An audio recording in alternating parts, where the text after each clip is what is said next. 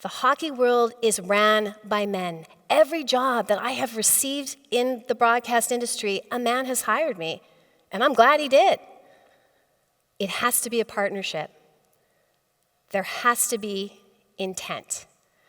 The fact is that there's many of you in this room that have the position in your programs to hire with intent, interview with intent, mentor with intent. But you have to go and perhaps seek out these female candidates. I told you, it was hard for me to even tell somebody I wanted to do play-by-play, because you know you're not the most qualified, and no one's done it before you. And it has to start at the grassroots level and move forward. So at one point, it is the most qualified candidate getting the job.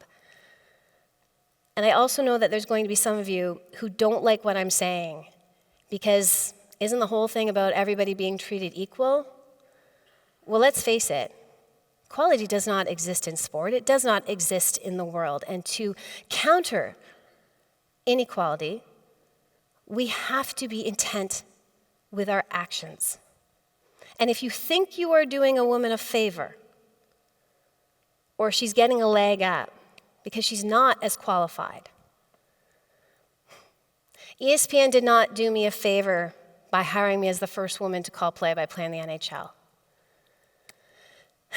I have been covering the sport for nearly 20 years. I have a resume to back it. I come from a hockey family. I should feel comfortable when I walk into a rink, and this season there were many times I did not. I did not feel welcomed in press boxes. I overheard conversations from my colleagues and counterparts that I shouldn't be there. I heard it all. I was attacked by fellow people in my industry. And if you don't like language, you might want to earmuff up right now. Because as I told you, it wasn't just not feeling welcome necessarily in my hockey world, which had always been home to me. You saw some of the social media posts. This playoffs, I worked really hard this season to earn the trust of ESPN to call a playoff game. That was my full-time goal all season. Do enough, Leah, to get there. And they gave me game 5 of 2 series. Both these series were tied at 2 apiece. It was my first time on ESPN because I'd been on ESPN Plus all year developing where I should be. But I had these big playoff games. And I was so proud of myself. And again, it's another first, but who even cares about that? I had done it. I had called playoff hockey when it matters most. And what was waiting for me in my inbox, even though all my notifications on social media, I turned them off after my second game because it was affecting me mentally, people still find a way to find you.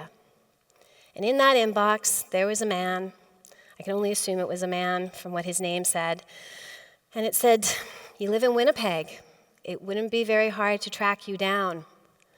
And when I do, I will come in and I will stick my in your mouth so that I don't have to hear you anymore. And when I'm done with you, I will then put a gun in your mouth and blow out your brains so no one has to hear you call a hockey game again." That's not one time. I have a full folder. Every time I step into a booth, I face that shit. So I have to have a full other set of qualifications besides just trying to develop and grow in the job that I love. But here's the other thing, and take the earmuffs off, because this is the best part. I have dads who send me notes of their little girls watching me on television and saying it's a girl. I never saw a woman doing this job growing up. Maybe more importantly, I have moms who say, "You were calling and I called out my little boy to hear you." There's going to be a full generation that doesn't care that it's a female voice. I have a retired colonel, 70 years old, sending me a note saying, "Leah, it's the first time I've ever heard a female call hockey, and this is what I loved about it." He also gave me constructive criticism, which I actually really do appreciate in the right way. And then there's John Forsland, the voice of the Seattle Kraken, who's been calling games for years, having a beer one night. And he said, "Leah, it takes us all at least 3 years to find our voice. None of us had to do it on the stage you're doing because we had the opportunities.